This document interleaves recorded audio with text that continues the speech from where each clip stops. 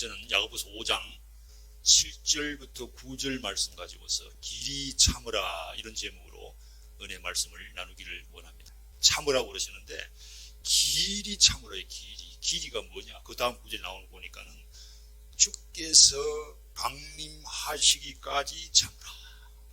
그래서요, 제가 이 말씀을 읽을 때마다 이 말씀이 무엇을 의미하는지 잘 몰랐어요. 왜 잘 몰랐느냐? 예수님은요 2000년 전에도 오시지 아니하셨고 오늘날 우리의 마음속에 예수님이 언제 오시지 막연한 때거든요. 그래서 제 의미가 굉장히 무슨 의미인지 제가 잘 깨닫지를 못했는데, 그런데 지난주에 뉴스를 보다가 정신이 번쩍 났어요. 왜 났느냐? 한국에 엄청난 홍수가 났는데요, 뭐 충남에 뭐 청량인가 뭐 청량고추 냈다고 소문이 나서 청량이 어딘지는 모르지만은 비가요 엄청나게 왔는데 541mm면은 54cm 비가 됐어. 근데 이게 기록에 의하면은 1000년에 한 번 오는 비라는, 1000년에 한 번 오는 비야. 그런데 이번 주말 지금도 한 건지 비가 온다고 예보돼서 얼마나 올지는 다시 뉴스를 확인해 봐야 되는데, 그 전문적인 용어가 있더라고요. 왜 이렇게 비가 많이 오느냐? 대기의 강이라 해요. 대기의 강. 강하면은 이 땅에 흐르는 이 강이 아니에요. 또 지하에 흐르는 이 강인데, 이 강이 하늘에 떠다니는데, 하늘의 강이. 이게 어떻게 이 대기의 강이 흘러가느냐? 산업화가 일어나가지고 한 130년 세월이 흘러갔는데, 그때의 지구의 지표면의 평균 온도보다 지금 한 1.1도가 더 올라갔대요. 지표면의 온도가 1도 상승하면은 수증기의 양이, 공중의 수증기의 양이 얼마나 증가하느냐? 7%가 증가한대요. 7%의 수증기 양이 얼마인가? 중국에 가면 굉장히 큰 댐이 있는데 샨샤댐이라고 해요. 샨샤댐. 중국이 엄청난 홍수가 나면 언론들이 이쯤에서 이 댐이 물이 넘치느냐 이 댐이 폭파되냐 안 되느냐 막 그런 것도 있는데, 그 댐에 22개의 양의 물이 하늘에 떠다닌다는 거예요. 그게 한국에 쏟아지니까 엄청나게 홍수가 나고 사람들이 죽고 야단을 쳤다라는 것입니다. 그런데 UN 산하에 기후변화 국제정보협의체라는 게 있습니다. 그 전문적인 그 영어로 보면 IPCC라 그러는데, 여기에서 나온 발표를 보니까 이제 지구의 평균 온도가, 지표면 온도가 1.5도가 올라가면은 마지노선을 넘었다는 겁니다. 엄청난 이제 뭐 종말이 올 수도 있다는 것이 1.5도인데, 그런데 지금 1.1도 올라갔는데 1.5도까지 기간이 얼마나 남았느냐? 저는 그게 좀 걸린 줄 알았습니다. 보통 사람들이 볼 때 한 66%의 확률로 5년 후쯤 될 것이다. 그러니까 이 지구가요 굉장히 지금 위험한 상태에 있다. 그러니까 지금도 지구의 평균 기온은 자꾸 올라간다는 것입니다. 그런데 이 지구에 일어나고 있는 이 온난화, 이걸 막기 위해서는 방법이 하나밖에 없다는 겁니다. 뭐냐면 탄소량을 줄여야 된다. 대기로 올라가는 탄소량을 줄여야 되는데, 줄이는 것뿐만 아니라 제로, 완전히 더 이상 나오지 않게 해야지 된다. 그래서 수많은 과학자들이 계속 경고를 하고 경고를 했는데, 지금 어떤 상태냐? 아무도 여기에 대해서 어떤 조치를 취할 수 있는 그런 상황이 아니라는 것입니다. 빨리 석유를 그만 소비를 하고 다른 대체 에너지를 찾아야 되는데, 석유 메이저들 이런 사람들이 은근히 로비를 하고요. 그 로비에 자금을 받은 이 국회의원들은 굉장히 반대 성명을 내고, 미국과 러시아가 서로 다투고 중국과 다투고 사우디아라비아라든가 여러 석유를 생산하는 중동 국가들은 계속 다른 소리를 내고 있고요. 그래서 제가 볼 때는 여기에는 해결책이 없다. 누가 지금 밟고 나서도 늦었는데 지금 다 지금 뭡니까? 강 건너 불 보듯이 하는 거예요. 우리 개인적으로 한번 생각해 보시기 바랍니다. 갑자기 대체 에너지로 해서 천연 자원을 써서 뭐 이렇게 탄소를 줄이면은 갑자기 전기력 올라가고 자동차에 뭡니까 쓰는 뭐 연료 값이 올라가고 그러면 다 싫어할 거 아니에요. 나도 그렇고 너도 그렇고 다 이런 것입니다. 그래서 제가 결론을 내린 것은 무엇인가 하면, 인간이 이 문제를 해결할 수가 없다. 할 수가 없다. 그래서 이제 한국에 나오는 여러 가지 홍수에 대한 뉴스를 보는데, 그 심각하게 막 뭐 산사태가 나오고 뭐 이런 것들 보는데, 그게 댓글이 달렸는데 기독교인인가 봐요. 기독교 댓글이 무엇인가 하면은, 하나님께서 물로 세상을 더 이상 심판하지 않는다고 말씀하셨는데 왜 이렇게 지구의 종말이 오는 이런 엄청난 홍수가 오는 것이냐. 제가 그 댓글을 보면서 한번 생각해 봤습니다. 앞으로 우리에게 어떤 일이 일어날 것인가. 그러다가 정신이 제 빠져든 것이 바로 이것입니다. 하나님께서는 이 세상을 물로 심판하지 않으시는데 마지막 때에 그 반대 현상이 일어난다. 그 반대 현상은 무엇이겠습니까? 우리를 심판하는 것이 아니고 하나님께서 우리를 홍수로부터 구원하시는 놀라운 역사가 일어난다는 것을 깨달았습니다. 그러니까 뭐냐 하면은 우리의 시간이 이제 얼마 남지 않았다는 것을 깨달았다는 거예요. 오늘 야고보 선생님께서 길이 참으라 그럴 때 길이는 예수님 강림하실 때까지인데 그 예수님 강림하실 때까지 그 길이 참으라는 그 길이라는 그 말씀이 우리 지금 바로 코앞에 왔다라는 것을 제가 깨달았습니다. 굉장히 긴박한 상황이 앞으로 우리 앞에 펼쳐질 수가 있겠다. 야고보 선생님이 2000년 전에 초대교회 교인들에게 이 말씀을 하셨는데 그때의 상황하고 우리의 상황하고는 물론 확실하게 다르지만은 야고보 선생님께서 우리에게 주는 메시지는 무엇이냐? 동일하다는 것입니다. 제가 왜 긴박감을 느꼈느냐? 이 마지막 때에 대해 가지고 저는 다니엘서에 나오는 앞으로의 일들에 대한 종말의 메시지라든가 요한계시록에 나오는 사도 요한이 받은 말씀을 두고서 자꾸만 이렇게 세상의 마지막 때를 제가 판단하고 있었는데 더 확실한 말씀이 있는 것을 제가 깨달았어요. 무슨 말씀이냐? 예수님의 말씀입니다. 예수님께서 마지막 종말에 대한 말씀을 하시고 가셨어요.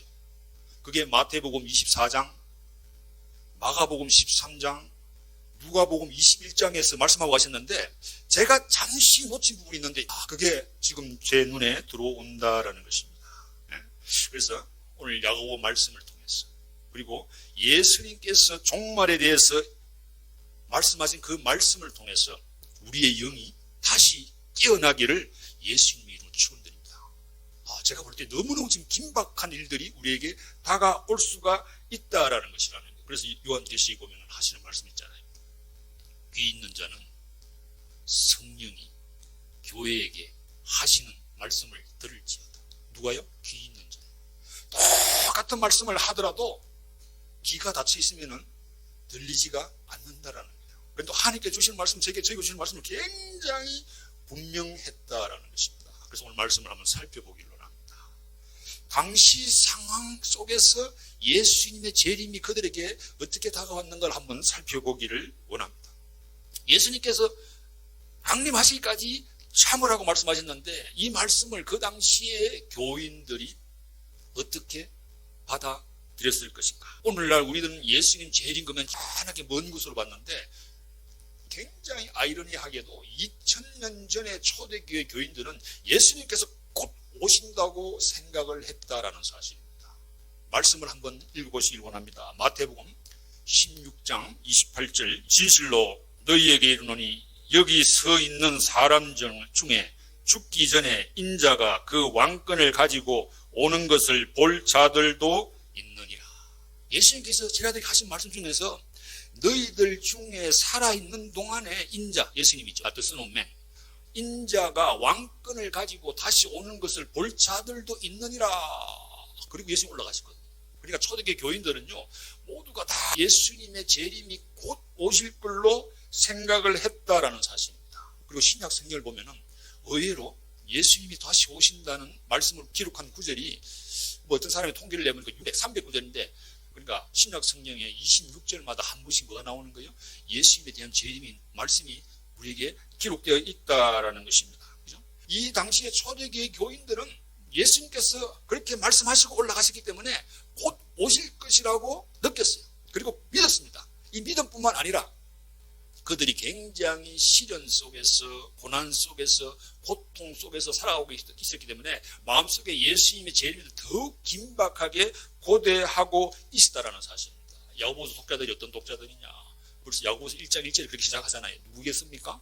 흩어져 있는 12지파에게 편지를 썼지 않습니까? 흩어져 있는 12지파는 벌써 이 말부터 보면 이 독자들이요 굉장히 고난 속에서 경제적인 어려움 속에서 살아가고 있다는 것을 우리에게 말씀해주고 있습니다. 우리가 지난주에 보았듯이 엄청난 토지를 소유한 지주들이 소장농들에게 품삯도 주지 아니하고 착취하고 이런 것들이 그 당시 일어났다는 것입니다. 그러니까 이 당시에 예수를 믿는 이 초대교회 성도들, 야고보 교회 성도님들이 경제적으로 굉장히 어려움 속에 있었다는 것입니다.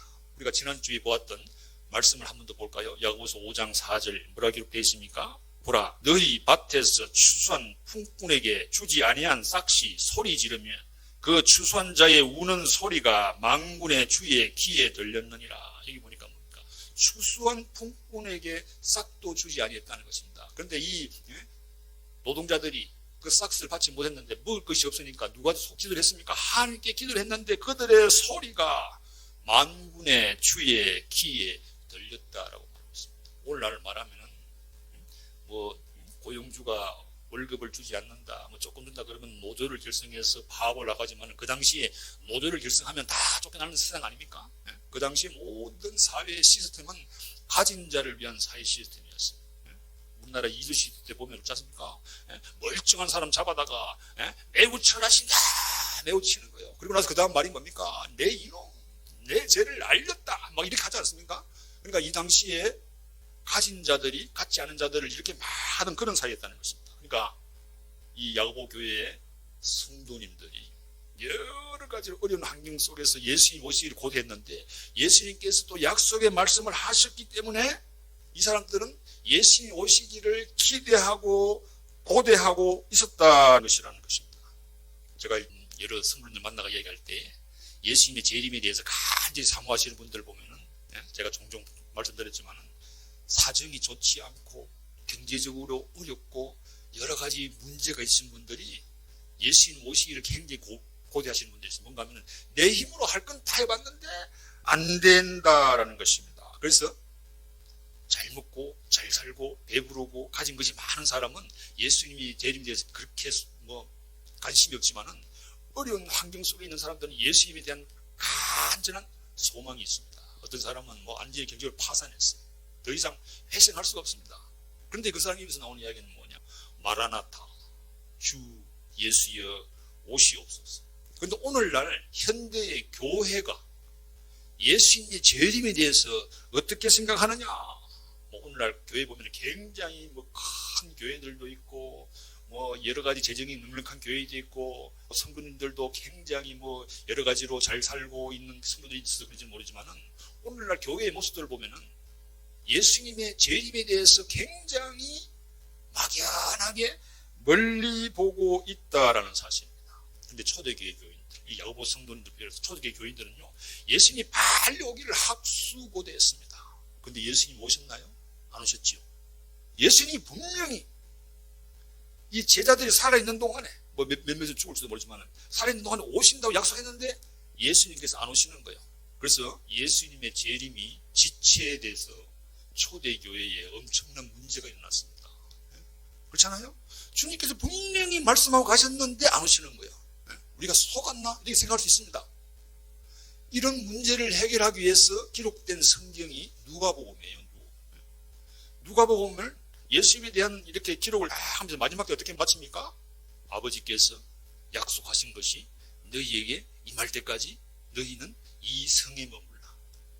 그리고 다시 후편으로 기록된 것이 무엇입니까? 사도행전이죠. 사도행전이 어떻게 시작했습니까? 예수님이 똑같은 말씀하십니다. 아버지께서 약속하신 것이 너희들에게 임할 때까지 이 성에 머물라. 그러니까 초대교회 교인들은 예수님이 오신 그 지체됨으로 인해서 굉장히 믿음이 흔들리고 그런 상황이었는데 이것을 때문에 기록된 것이 누가복음과 사도행전이라는 것입니다. 예수님은 지금 우리와 함께 하고 계신다. 성령을 보내주고 계신다. 이것을 알려주기 위해서 기록된 것이 누가복음입니다. 그래서 이런 것들을 종합해서 보면은 초대교회 교인들은 모든 것들을 다 해서 예수님께서 빨리 오시기를 기대하고 고대했다는 것입니다. 그래서 야고보 선생님이 길이 참으라 그럴 때 이분들은 주님께 모든 것을 맡기고 기다렸다는 것입니다. 핍박과 박해가 오면 올수록 더 예수님 오시기 기다렸다는 것입니다. 오늘날 우리는 느긋해질지 모르지만 그분들은 굉장히 긴박한 상황에서 예수님의 재림을 기다리고 있다는 것입니다. 이러한 때 주시는 말씀, 길이 참으라는 이 말씀은 그들에게도 어떤 메시지를 드리지만은 오늘날 우리에게도 동일한 메시지를 던지고 있습니다. 그래서요, 야고 선생님이 말하는 참으라는 말, 인내를 강조하는 야고 선생님께서 무슨 의미로 했는지를 한번 살펴보기를 원합니다. 오늘 읽은 말씀 5장 7절 상반절을 한번 읽어보실까요?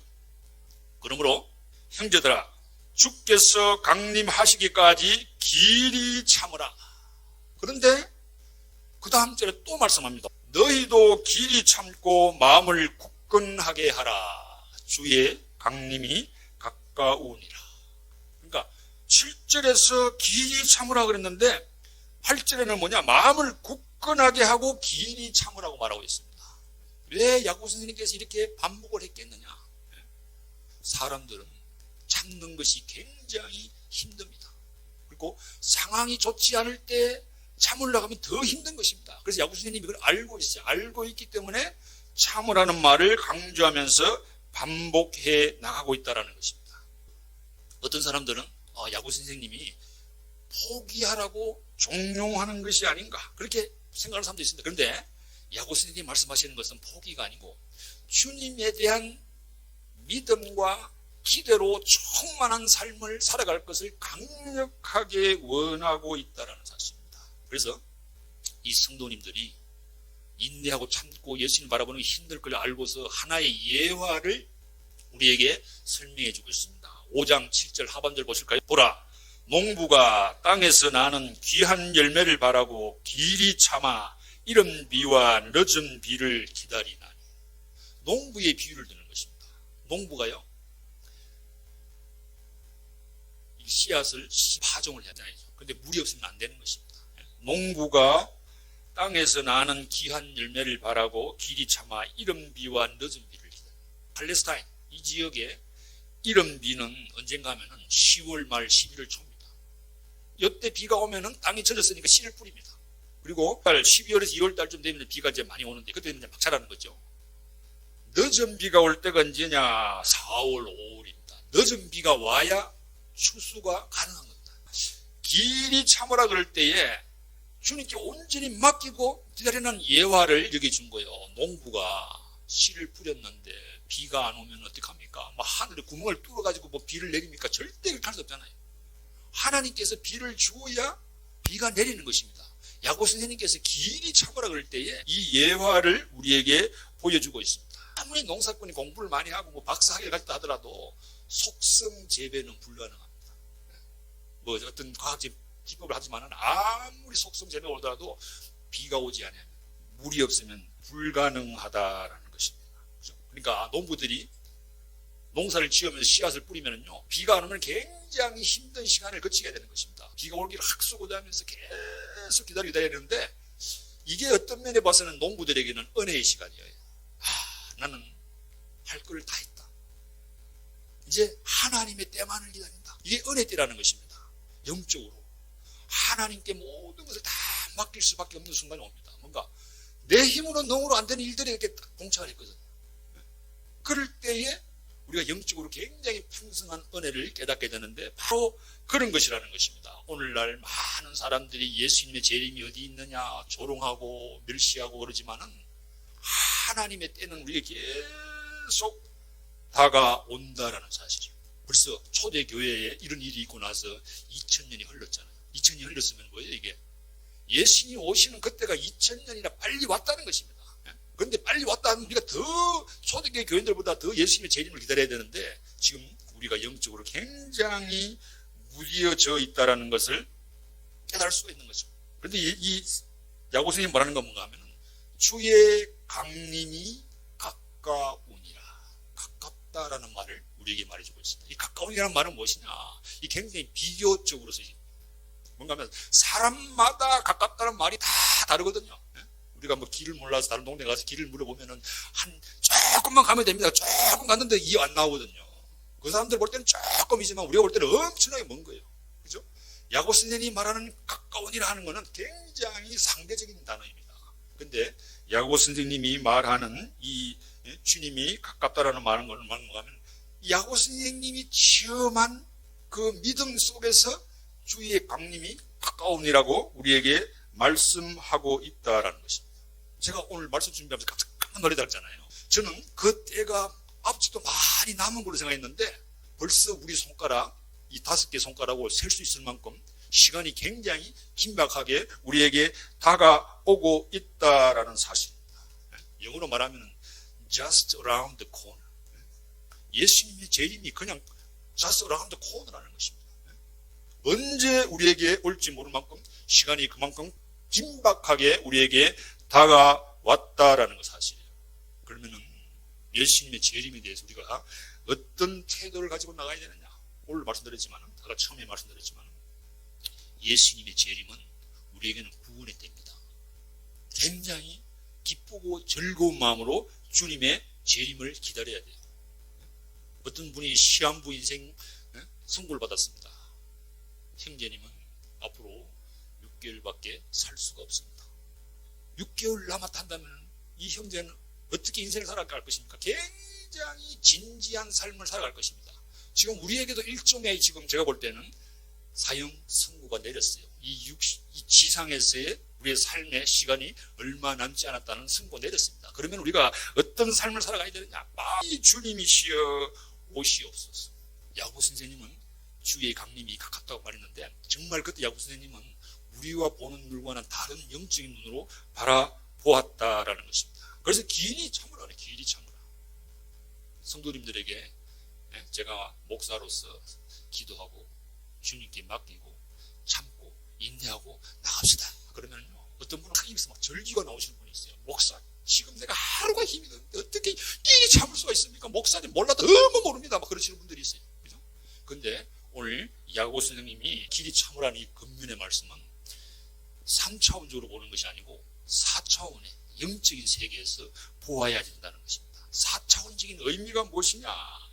야고 선생님이 길이 참으라고 말할 때에 그 길이 참으라는 그 근면의 말씀은 우리가 3차원, 시간과 공간 속에 갇혀 있는 이 3차원의 시점에서 보는 것이 아니고 4차원으로 봐야 된다. 왜냐하면 야고 선생님이 그런 경험을 했거든요. 영적인 아주 특이한 경험을 했거든요. 야고 선생님이 누구시냐? 예수님의 동생이시잖아요. 예수님과 30년 동안 같이 살았어요. 같은 집에서. 같은 밥을 먹고 같은 부모님 살았습니다. 예수님이 누군지 너무 잘 알아요. 어떻게 3차원적으로.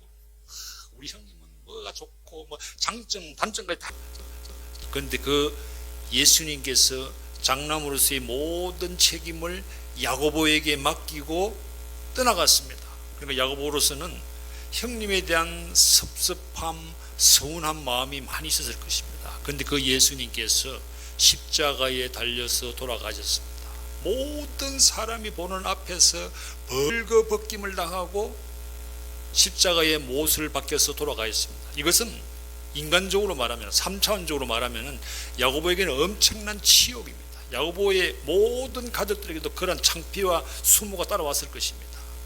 그래서 야고보 선생님은 형님에 대한 믿음이 절대로 생길 수가 없는 그런 상태였습니다. 그런데 야고보가 이 3차원의 세계에서 예수님을 만나는 4차원의 영적인 체험을 하는 계기가 일어났습니다. 그것은 무엇이냐?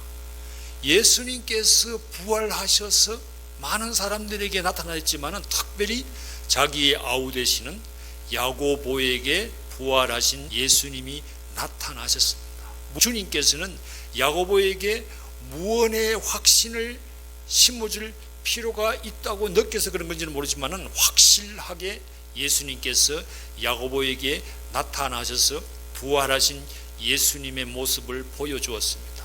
이것으로 인해서 예수님에 대한 모든 야고보의 인식이 바뀌어졌습니다. 3차원에서 4차원으로 바뀌었습니다. 더 놀라운 확신의 세계가 열렸습니다. 그것은 무엇이냐? 그 예수님이 성천하시는 현장에 야고보가 있습니다. 사도행전 1장 9절 말씀은 보면은 이 말씀을 마치시고 그들이 보는데 올려져 가시니 구름이 그를 가리어 보이지 않게 하더라. 예수님께서 제자들에게 말씀을 하시고 그들 앞에서 구름을 타고 올라가셨는데 그들이라는 이 무리 속에 야고보가 포함되어 있을 수가 있습니다. 왜? 야고보도 제자들도 부활하신 예수님을 목격한 사람들이었습니다. 더 구체적인 증거를 하나 댈 수가 있습니다. 예수님께서 떠나가시고 나서 마가 다락방에서 120명의 문도가 기도할 때 그 현장에 야고보가 있었다라는 사실입니다. 1장 14절을 보면은 여자들과 예수의 어머니 마리아와 예수의 아우들과 더불어 마음을 같이하여 오로지 기도에 힘쓰더라. 여기 보면은 현장에 예수님의 어머니 마리아와 그리고 예수님의 아우들과 여기에 야고보가 포함되어 있습니다. 이래서 야고보가 성령을 받은 사람 중에 한 명이었는데, 요 앞에 말씀에 보면은 예수님께서 부활 성천하실 때에 야고보가 현장에 있었다고 추측을 하는데, 그때 야고보가 천사가 하는 말을 들었을 수가 있습니다. 1장 11절 말씀을 한번 읽어보겠습니다. 이르되 갈릴리 사람들아 어찌하여 서서 하늘을 쳐다보느냐, 너희 가운데서 하늘로 올려지신 이 예수는 하늘로 가심을 본 그대로 오시리라 하였느니라. 야고보 선생님은 예수님이 구름 타고 하늘나라 가시는 모습을 보았는데, 그 예수님께서 그대로 다시 오신다라는 음성을 들었습니다.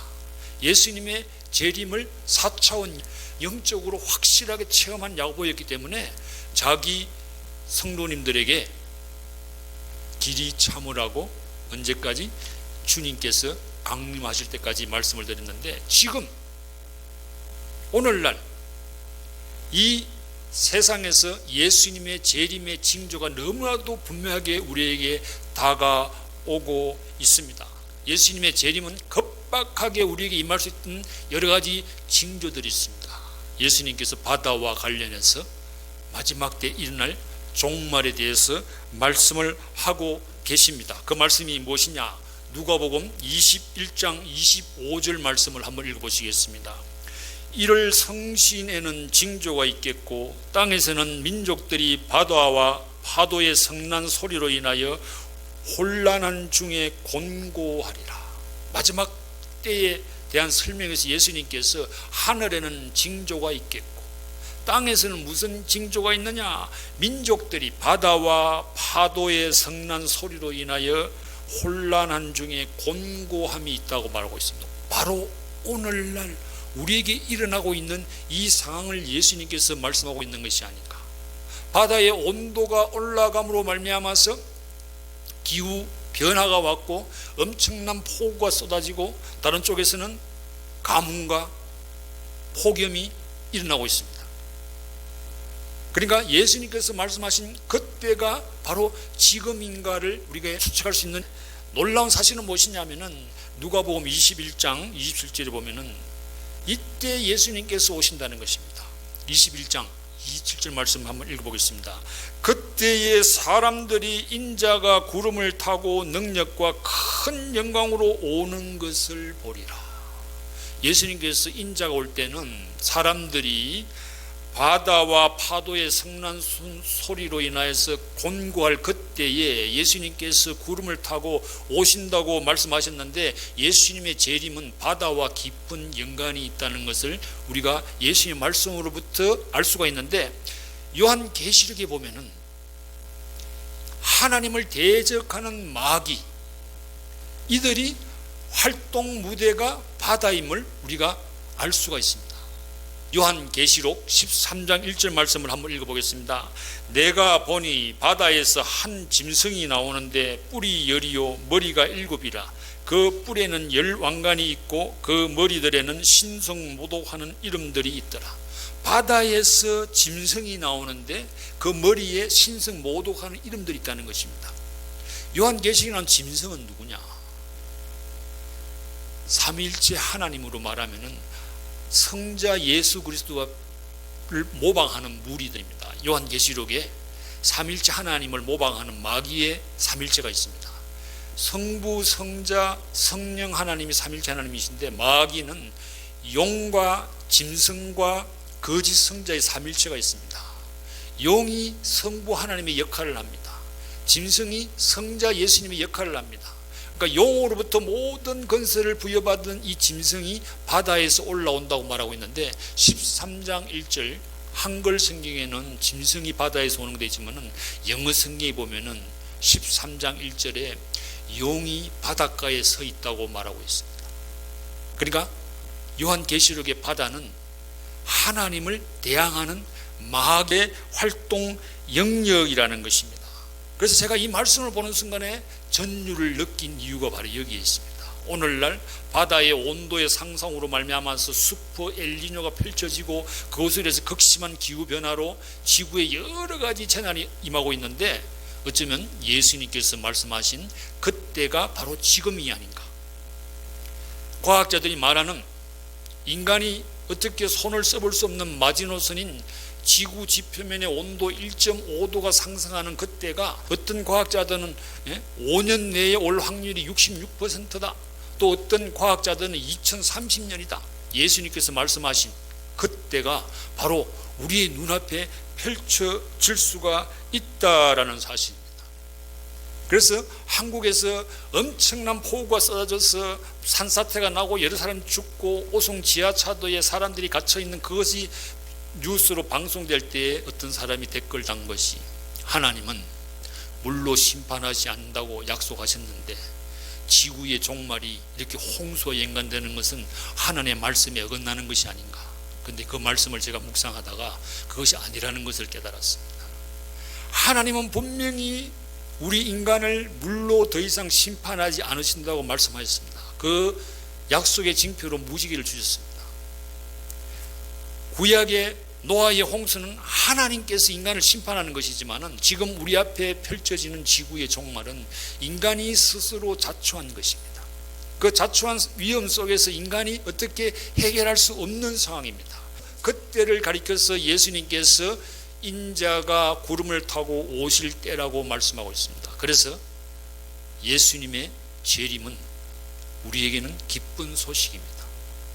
세상 사람들에게는 심판의 때일지도 모르지만은 예수님을 믿는 우리에게는 희망과 소망의 메시지입니다. 왜 그러냐?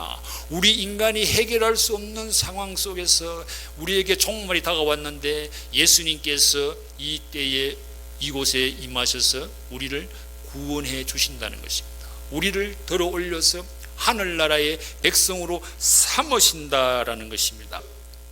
예수님이 오시는 재림의 때가 우리에게 긴밀하게 펼쳐지고 있는, 이럴 때 우리는 어떻게 해야 되느냐? 깨어 있어야 됩니다. 예수님의 그 때가 지금 우리에게 언제 닥쳐올지 모릅니다. 깨어 있어야 됩니다. 어떻게 깨어 있어야 되느냐? 예수님께서 이 세상에 처음 오셨을 때 초림 때에 사역을 시작하면서 우리에게 주신 말씀이 있습니다. 그 말씀이 무엇이냐? 마태복음 4장 17절입니다. 이때부터 예수께서 비로소 전파하여 가라사대 회개하라 천국이 가까이 왔느니라 하시더라. 그러니까 우리가 막연히 주님의 재림을 기다리는 것이 아니라 우리가 영적으로 깨어 있어서 회개해야 됩니다. 회개는 무엇이냐? 하나님께로 돌이키는 것입니다. 우리의 믿음이 세상을 바라보고 하나님 보시기에 기뻐할 만한 믿음이 아니라고 한다면 우리가 하나님을 기뻐하시는 믿음으로 하나님께로 돌이켜야 된다는 사실입니다. 우리의 모든 것들을 하나님께로 돌이키면서 그날이 하루빨리 우리의 오기까지 우리는 영적으로 깨어 있어서 그날을 사모하며 살아가야 됩니다. 영적으로 깨어 있는 놀라운 복을 누리시기를 예수님의 이름으로 축원드립니다. 축원드립니다.